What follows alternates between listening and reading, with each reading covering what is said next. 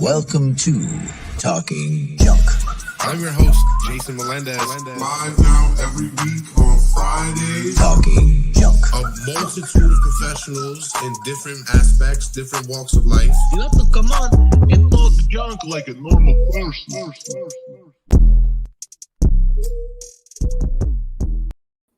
Welcome to Talking Junk, coming to you live every Friday night from Facebook, YouTube, Periscope, and Twitch.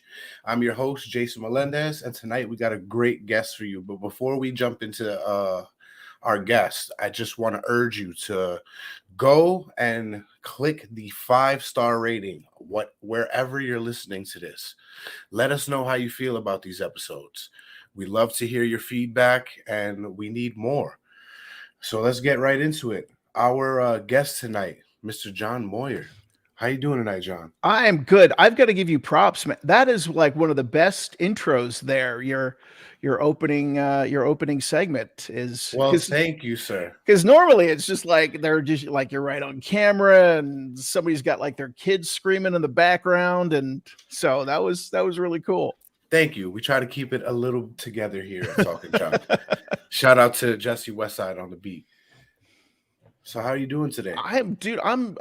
I'm happy to be here. I'm just we were just talking. You're in Florida. I'm in Salt Lake City, Utah. So it's uneventful on a Friday night in Salt Lake City, which is pretty much every night in Salt Lake City.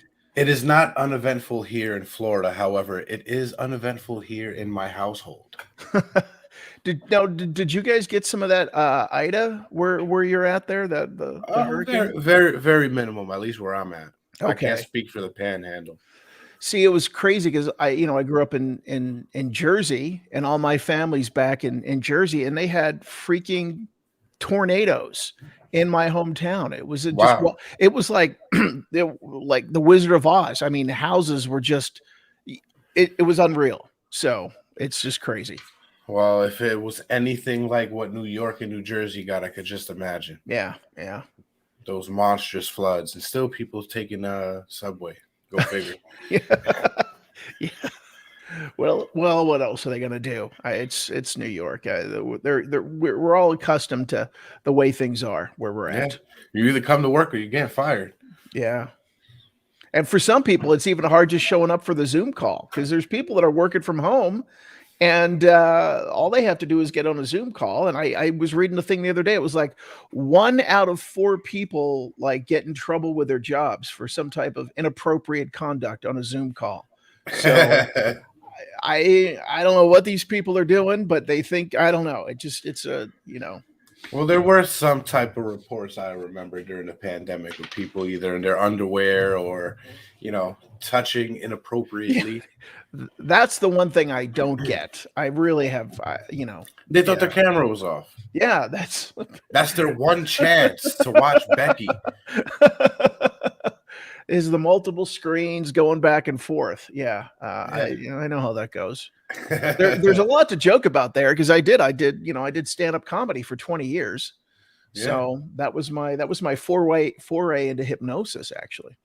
So let's get off of the masturbation roulette. Why don't you tell us a little bit about your comedic life? I started doing stand-up comedy in 1992. I was going to college, and there was a comedy club in the town where I was at, and it was really cool because normally when you do an open mic night as a comedian, like it's like some weird night of the week. It's like a Monday night or a Tuesday night. And then it's only ever other open micers that are showing up. And then they tell the open micers to bring your friends. So you're not really performing for a real audience. Your loved ones. Yeah. So, but where I started, I was really fortunate that they did the open mic on a Thursday night. So, but it was a real audience. So they had the regular headliner on Thursday night. And then for about 30 or 40 minutes, instead of having like an opening act, they had all the open micers. So I got started doing that. And because I was going for theater and film, so it was all kind of in the same thing. And I always kind of had a sense of humor. So doing stand-up comedy just kind of seemed like a natural extension of, what I want to do. Yeah. With writing. So, I had friends that, they were getting job placements like their last semester in college, right? They were going to go work on Wall Street or some production house in Los Angeles. And dude, I was on the road living out of my car doing stand-up comedy. I drove all across the western half of the United States, Wow. doing stand-up comedy. So and along the way, I had a couple of independent screenplays produced that are hanging on the wall back there. So I was kind of all doing my thing. But what got really weird was like, it was the early 2000s, where when I was doing stand-up comedy in the early 90s, I would hear from all of the stand-up comics from the 70s and 80s who were talking about how the 70s and the 80s were the heyday of comedy, right? But Yeah. and they said the thing that killed stand-up comedy was cable television, because people were like, well, we're not going to go to a club. We can stay home and watch Evening at the Improv or Comic Strip Live. And for my yeah, all of that. So what it was from, I guess, my generation, the thing that killed stand-up comedy in a lot of ways was the internet, because live comedy stopped becoming about who is the funniest comic. It became who's the one that's got the most followers on social media that we know if we tweet this out or post this that the people are gonna, How many streams do you have on yeah, YouTube? yeah, exactly. And I've been out of the comedy world for a few years now, but when it was back in the like the late 2000s, it was MySpace, and that was all the comics. If you had a show in some town, you would go and add a bunch of people from that town on MySpace, and then promote the show. And hopefully Tom is in the audience. Yeah, he's on the whiteboard writing down his show dates.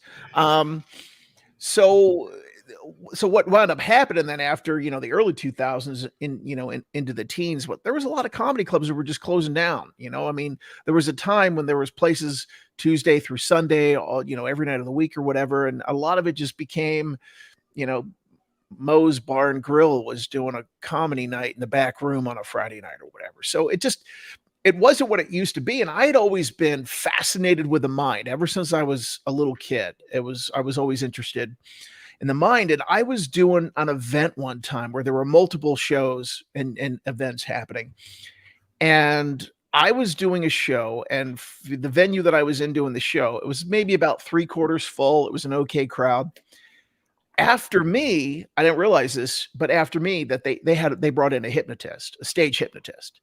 And it was like standing room only. It was like people were like packed to come in to see the hypnotist. And when I was doing as a comedian, we always hated when the comedy clubs brought the hypnotist in, right? Because it was gimmicky or it was hacky or whatever. And then you go do the show and there'd be like half the room was full. And they go, oh, I don't know. Last week we had the hypnotist and we had to have extra shows because we had so many people. And as a comic, you're just frustrated by that. But so I'm sitting back and I'm just watching, how these people reacted to this. And I went, all right, you know what? If you can't beat them, join them. So still though, leave it to a promoter to try to compare apples to oranges. You know what I mean?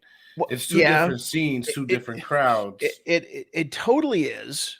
But watching the response, and because stand-up comedy is it's a very different experience than watching, a stage hypnosis show. But what I wound up doing was like, you know what, I'm going to do that. So I wound up training, doing stage hypnosis. And that's when everything got crazy, because I went back to the bookers and the agents and everybody that I've been doing stand-up comedy with. I said, man, I got a whole new show. And conversely, what happened from that is, dude, things just took off. I had expanded. Do you mix the two? Yeah, well, it's interesting that you say that, because early on in the beginning, because when you get up and do a stage hypnosis show, you have what they call the pre-talk, right? Where the hypnotist is going to spend maybe 5 or 10 minutes up front, telling the audience what to expect and the setup. The setup, right? And then to get everybody on stage. And early on, I was kind of mixing that. There was a lot of humor in that. It was almost like a 10-minute stand-up set that talked about what it was going to be like on stage. And the problem that I found when I was doing that is because the one thing when you're a comedian, you're on stage, there's this air of arrogance, right? You're a little smarter, you know a little bit more than the audience. You can take out Yeah, the you hecklers got to or whatever. perceive that the room is yours. Yeah, exactly. And when I was doing that early on for my stage hypnosis show, I realized it was harder for me to get volunteers because people just had this perception of that, maybe they're going to get made fun of or whatever the case may be. So I actually had to pull some of the comedy out and just kind of, pepper it through. And once I Makes sense. once I stopped doing that, I had no problem, getting volunteers. But then obviously, of course, the entire show itself is still a humorous, experience because you're watching people up on stage that are, that are hypnotized. And what I wound up doing is instead of just, comedy clubs, I was performing for colleges and universities. I was doing high schools. I wound up as a headliner for Royal Caribbean Cruise Line. So I was out on the, the ocean. So high-end corporate gigs. So it was like all of a sudden it all just took off. And I'm like, man, I should have sold out, a long time ago doing that.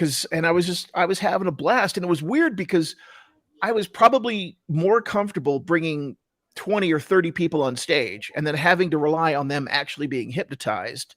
I felt more comfortable doing that than I did just me being on stage telling jokes for 45 minutes. And then, so from all of that, I wound up creating a YouTube channel with hypnosis and meditation programs, which I just by happenstance, it took off. I'm about to hit 200,000 subscribers. I'll do that this weekend. So now what was it rigorous, the training that you went through for the hypnosis? No, I took a home study course actually for the stage portion. Yes, I literally, I'm like, all right, I'll get a DVD box set and I'll learn how to, which is literally what I did. I got a training course and I'm sitting at home, I'm watching DVDs, and it was just really weird.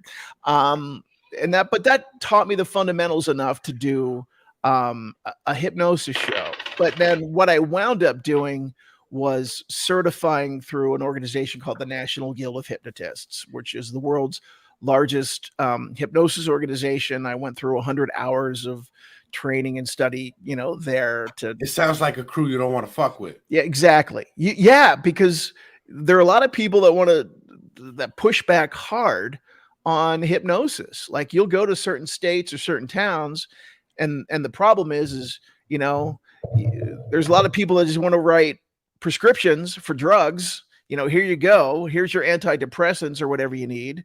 And then all of a sudden there's people going to a hypnotist or a hypnotherapist having considerably more successful results. Well, the status quo doesn't like that. So the National Guild of Hypnotists actually has a pretty rigorous organization of lobbyists and people that help to try to actually protect what, can be done with hypnosis. Well, I could imagine because Big Pharma will try to push back against anything. Well, yeah, and there's obviously a use, for stuff like that. But there was a really interesting study. It was 10 or 12 years ago, where the statistics were if somebody went to like a shrink or a psychologist for some, normal, whatever issue that, that people, nothing really far out there, but, they had to go like 600 times to get a 30% success rate versus going to a hypnotherapist was like a 93% success rate after 6 sessions. So, yeah. So have you been taking clients since then? My wife wound up, she went through the same training process. I went through it just because, I felt like I wanted to have the experience and have a really impressive certification plaque hanging on my wall. But okay, my passion, or the thing that I'm really passionate about, or that I really enjoy doing, is being in front of the groups of people and stage then also, theater. Right. And then also creating, the digital content.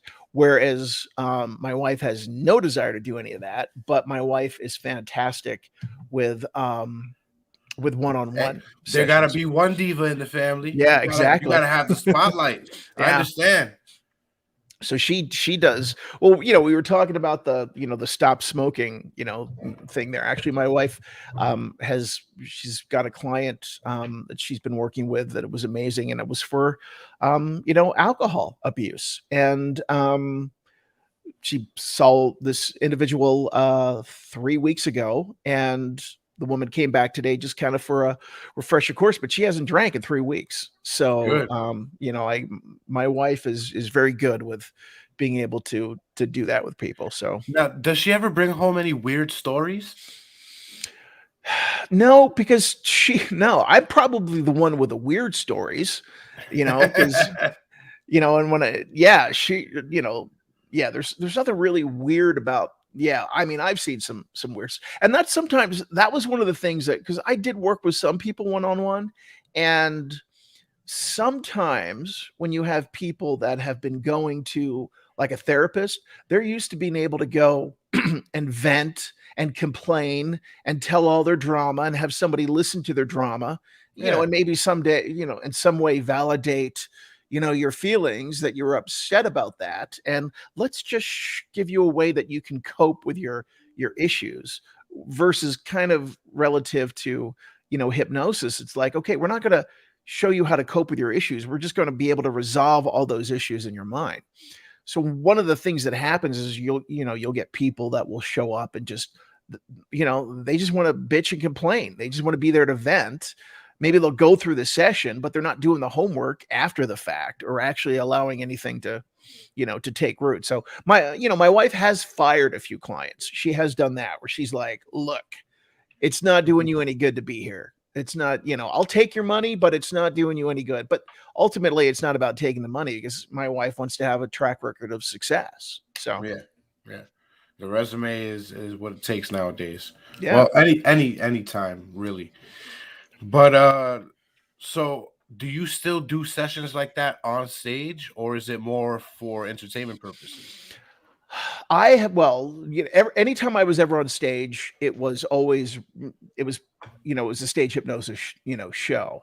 I've done some keynote speaking and things like that, but most of the time, everything on stage was, for a show. But one of the things I loved about doing the show was the fact that I could present to people, this is how your mind works. These are the things that you're able to, accomplish. And that's how I was able to get people up on stage. Because I went out there and I said, look, one of the things that we're going to do is I'm going to show you how you can tap into the power of your mind. If you've got a goal that you want to achieve, if you've got an issue that you want to overcome, well, when you come up on stage tonight, we're going to, empower you to be able to make that case, so that you could do that for yourself. So even though it was more for entertainment purposes, there was always a valuable takeaway, for people.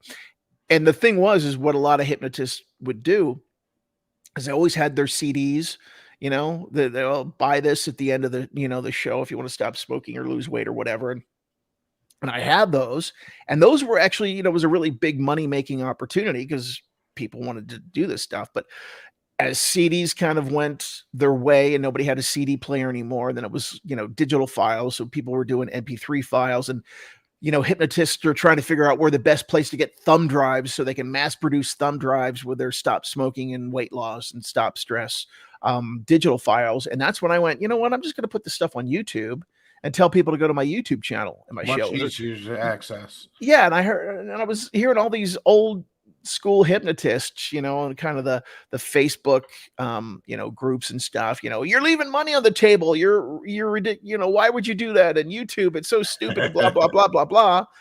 And then obviously when the pandemic hit, everybody had no shows. My YouTube channel was generating me, a significant, income stream. So that was working out, really well relative for me, that I had that. And then of course my channel just grew as a result of, people being home and wanting to find ways to, feel better and de-stress themselves.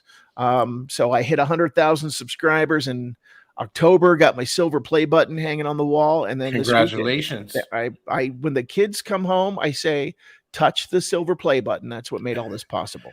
So it's like when you do the Apollo, you touch the, you gotta touch Yeah. But what was it? A stump, right? Yeah, it was the stump. You got to touch the stump when you come out on stage. So, but yeah, so I haven't done a show since February of last year.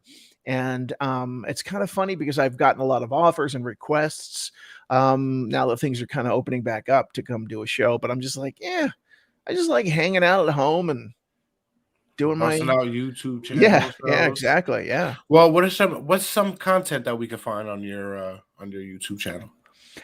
I've a lot of what I do now. This is kind of what's interesting is how YouTube took off for me. Is that the one program that I created that really took off was for sleep.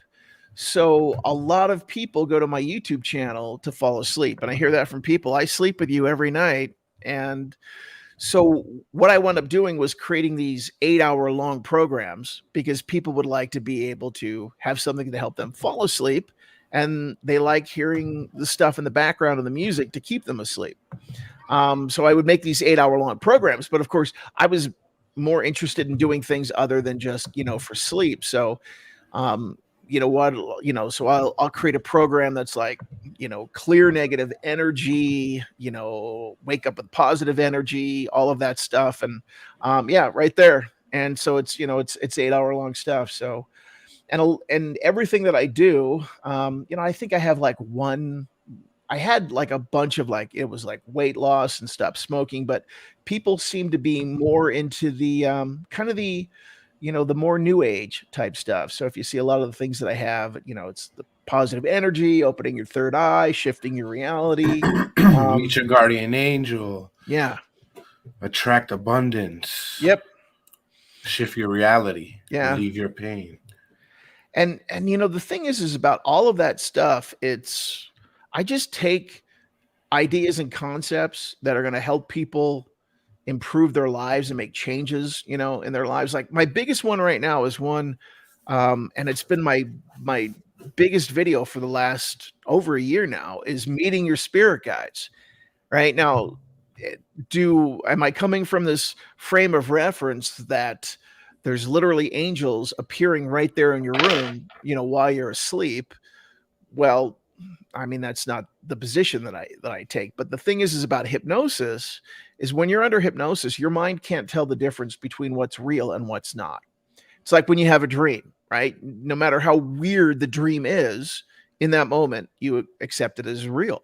Yeah, everything is a reality in that moment. Right. So if you're having this experience where you're experiencing hypnosis and, you're being told that, hey, you know what, there's spirit guides that are watching out for you, and therefore you can feel more confident. You can feel less stressed. You could feel more inspired. So you're just putting, information into people's, subconscious mind that is going to empower them in a healthy and constructive way. And just, kind of the way I do that is just through, it's like they say Jesus taught in parables, right? So it's, so that's kind of the approach that I take, is just being able to help people hack their minds to, live a better life for themselves. Now, how is it different from what you were doing on stage? You mean when I went from doing which was different, like when I was doing a comedy show to a stage hypnosis show, or from when you're doing your YouTube channel to when you was doing the stage show? Now, do you use some of the topics that you do on your YouTube channel on stage, or is it more of a comedic thing, like you get a bark or a quack? Yeah. When you bring people up on stage, you get them hypnotized, and then you just put them in these situations and these scenarios where, you demonstrate the power of their mind. As it's all, you'll do stuff where they maybe forget their names, or just things that are going to be entertaining, to the audience. So it's all these different skits, for lack of a better word, or scenarios that you hypnotize somebody and you tell them they think they're missing their belly button, or it's stuff like that. But the thing is that the takeaway for people, and this is what I would love when I would do a corporate show, because like when you're on the cruise ship, people will always come up, they don't know each other, it's like they have no idea who these people are, so they're always wondering, was that legitimate, or was that person fake, or was he planted? Exactly. But when you do a corporate show, people they will come all up know to each me. other. Yeah, they all know each other, and they go, "No, I know this is for real because I work next to Bob every day. There's no way that Bob could fake that."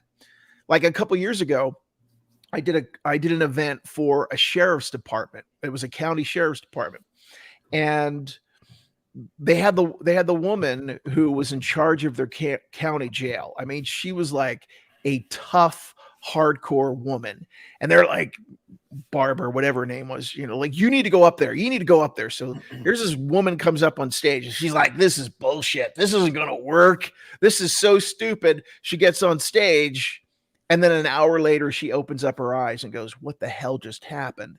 And then everybody was like playing back on their phones, the video, and she had no idea. And that's one of those things where everybody was like, there's no way that she could fake that. And we saw a side of her that we never would have imagined. So holy shit, this is real. So that's what's cool about that stuff. So we have somebody in the comments. Her name is Sunshine. She wants to know, does your wife do Zoom sessions, and where can she find her website? My wife only does private one-on-one sessions, but I have some really...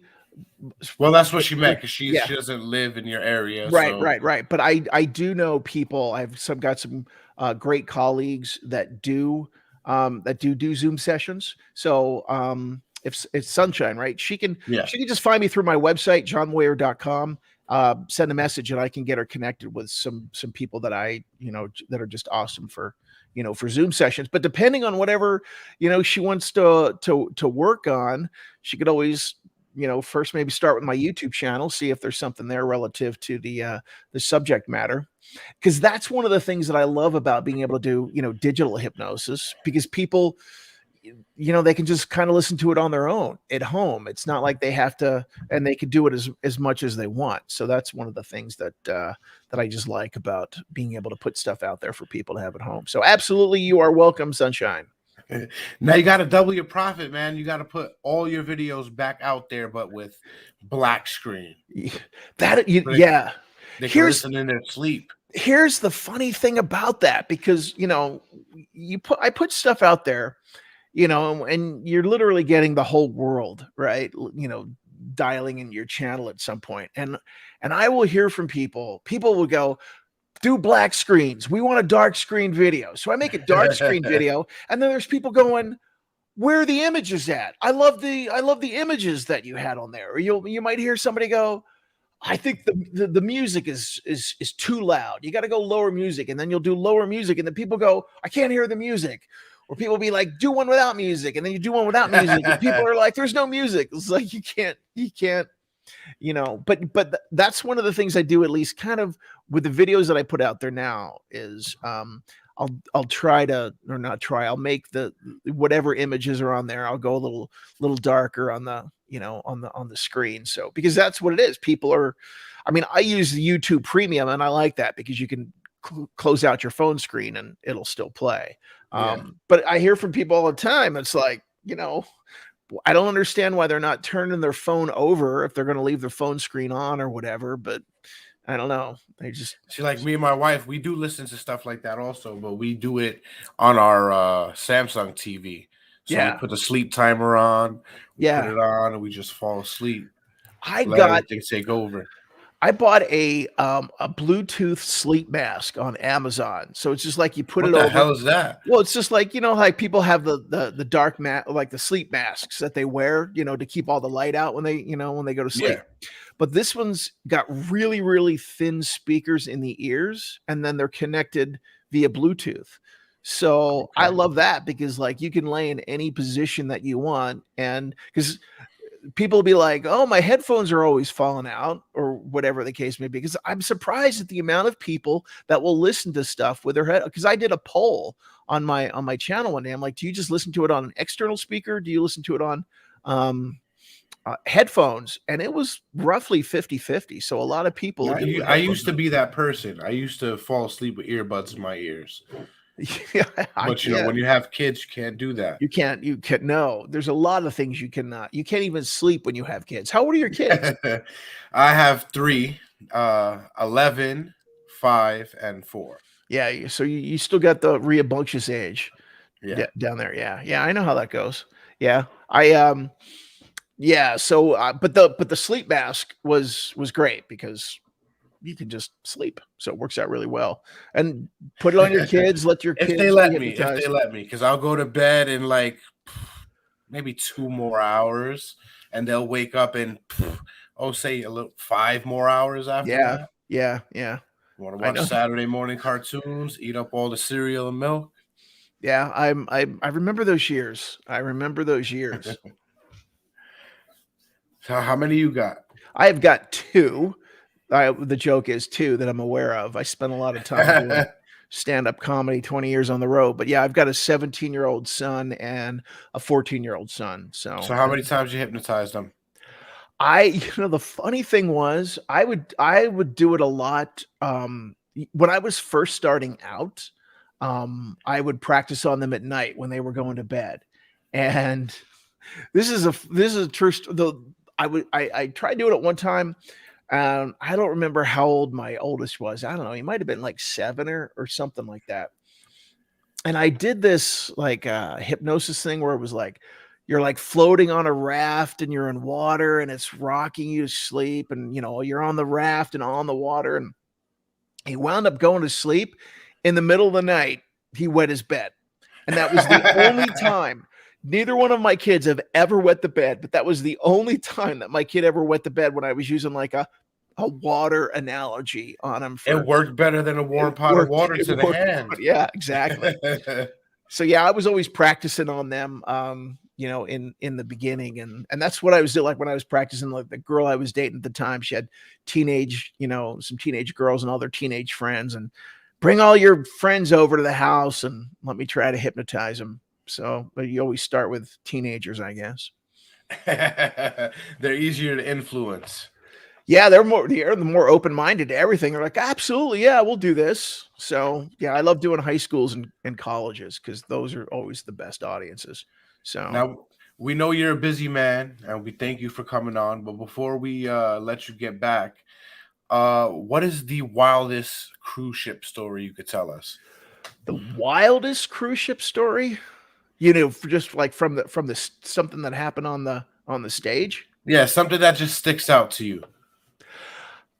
I'll tell you what the wildest, story from a hypnosis show was. And this wasn't from the cruise show, because the cruise show was always a family friendly show. But I did have a venue that I would perform here, in Salt Lake. This was, this was like 7 or 8 years ago when I was just starting. It worked out really well because they would have me in once a month to do a show, but they were kind of they were an interesting group. But and this isn't anything original to me, but it's something that hypnotists, have done. But they call it the Orgasm Handshake, where you shake someone's hand or you shake a woman's hand, and they wind up having an orgasm on stage. So you would tell that to the guys, and I don't do this bit anymore. This was like something way back in the day when I was doing it, but you would shake these people's hands on stage, the man and the women, and you just watch these reactions. Have you ever used it on your wife? No, she doesn't have to be hypnotized for that. So, but I have hypnotized my wife. But yeah, I mean, that was, and it was, the club was, they were kind of they were a hardcore kind of a club. They liked it a little rowdier. So you were seeing that happening on stage. And the funniest thing, I remember one time, doing it, there was a woman and I held out my hand to shake her hand, and she wouldn't shake my hand. Now, what's interesting is because, she could have shaken my hand and had nothing happen. right? But she knew, because she was hypnotized, what would happen, if she shook my hand, that it would be the case. And of course, she would have, like maybe somebody in the audience that she doesn't want to, see that. But it was just a really interesting display that she knew that if she shook my hand, that would be the case. And she didn't want to, shake my hand. But, You that ever was, had any of them wet themselves? yeah, that was I had somebody come up to me one time after the show, because what did they do? That they would do the hypnosis show, and then they would have dancing like after that, right? So this woman comes up to me and she goes, "I wanted to stick around and dance all night, and I can't because my panties are soaked now." So I just said, "Come here," and I pulled her aside, and it was still relatively a short time after the show. So I just went sleep, and I put her right back down, and I went, "When you open up your eyes, you're going to feel like your panties are dry, and you're going to be able to stick around and dance all night and have a great time." And 1, 2, 3, wide awake, and she opens up her eyes, and she's like, "Oh my gosh, this is perfect! Thank you so much." And it must have been hell for her when she got home. Probably, yeah, it would. Yeah, it was. All sticky. Well, thank you for coming on. Absolutely. And making our eardrums all sticky. I appreciate being here, and everybody can just go to YouTube, look me up, John Moyer Hypnosis, and help me get that 200,000 subscriber count. We had that page. Where was it? We just had it up. There we go. There we go. We are gonna put that back up there. I'm a little slow.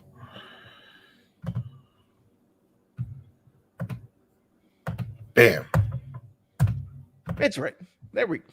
Is that you? There we go. Right there. John Moyer. So check me out. We are at that will only tell you that I'm at 199,000, but I can tell you exactly where I'm at right now. It's officially 199,772. So, and we just made the 2 because we just clicked that subscribe button. Perfect. Awesome. So you guys get out there and you click that subscribe button. Be sure to go to johnmoyer.com like we just previously had up there. Where was that? Right here. Boom, right there. Yep. All my stuff's right through there. They can find me, because I'm on Spotify too, and YouTube, and all the streaming places that these kids are into nowadays. I haven't figured out TikTok yet, but well, that would be a killer for you, honestly, if you could figure it out. I got a couple of videos on TikTok, but it's more because I'm doing stuff like this. Yeah. You've got a good movie trailer voice there. Can you? Thank you. Can you just go? Try to switch it up a little bit. I just want to hear you go, "In a world." In a world. See, there you go. Things are far from the mundane. Yeah. There you go. That's cool. I try a little bit. I try. It's weird because I know that a buddy of mine who's actually big on TikTok, he had told me that somebody had shared like one of my videos, like he had seen a video of mine from YouTube being shared across TikTok, and I've had a couple of videos that have actually taken off on my YouTube channel because of stuff getting shared through TikTok. So I'll maybe, I don't know what all you gotta do is put a clip of your stuff on there and talk on it and throw it right up on TikTok. All right. Hopefully I'm not behind the game, but nah, you have so much content. You could fill TikTok. The funny thing is like a few years ago, I remember I was hearing Gary Vaynerchuk talk, and he mentioned TikTok, and he's like, TikTok is going to be the next big thing. And I had signed up for it and everything, but then I'm like, what is this? I don't know what I'm going to deal with it. So I was like on TikTok before TikTok was a thing. And I'm like, it's pretty addictive. Yeah. And if you can get your stuff found on there, which you shouldn't have any trouble, seeing as your fan base is massive. Yeah. Because the thing is starting out as a comedian, I've got all these, like, I kind of have a dark sense of humor, right? Kind of have a biting sense of humor, Don't we all? But I can't really that's kind of it's like these two different worlds, right? But you can be your comedic self on TikTok. Yes. Yeah. So I'll give it a shot. Give it a go and send us the info. I will. And what are you on TikTok? I think we are talking junk. All right. I'll dial you up. Yeah, let me know. Cool. We're looking forward to it, and we're looking forward to trying to have you back on the show also. I appreciate it, Jason. This has been good times. Thank you so much. Yeah, the pleasure is all ours. Thanks again. Take care. Listen to this and join us again. We're going to be in the break room tomorrow night. We're talking about the Iceman, Richard Kuklinski. So be sure to join us same time, same place tomorrow night for the break room. Thanks a lot, John. We appreciate it. Have a great night. You too.